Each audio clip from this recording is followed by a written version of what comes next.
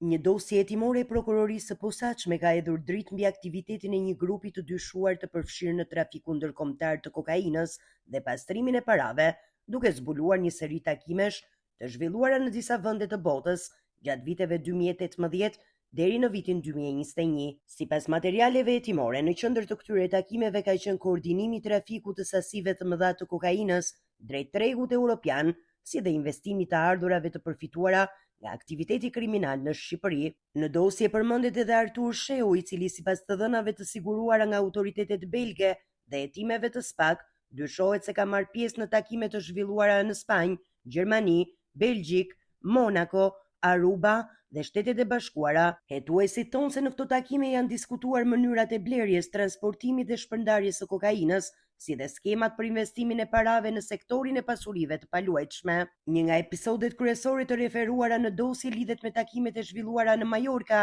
gjatë vitit 2019, sipas SPAK, aty janë koordinuar operacione që më vonë u lidhen me sekuestrimin e 441 kg kokainë në Barcelonë në janar të vitit 2020. Po ashtu, autoritetet belge kanë referuar informacione për takime të zhvilluara në Antwerp mes datave 12 dhe 14 shkurt 2019, ku dyshohet se është diskutuar investimi i fitimeve të trafikut të drogës në pasuri të paluajtshme. Sipas hetimeve, pjesëmarrësit kanë përdorur lëvizje të vazhdueshme mes qyteteve europiane dhe automjete të ndryshme për të shmangur identifikimin. Një tjetër pjesë e dosjes lidhet me qëndrimin e disa personave në ishullin e Arubës në janar të vitit 2019, ku dyshohet se janë diskutuar investime në Shqipëri me burime financiare të ardhura nga aktivitete kriminale. Në listën e personave të përmendur në hetime figurojnë dhe disa emra të tjerë, të cilët sipas SPAK dyshohet se kanë pasur role të ndryshme në strukturën e grupit. Sipas autoriteteve belge, Artur Sheu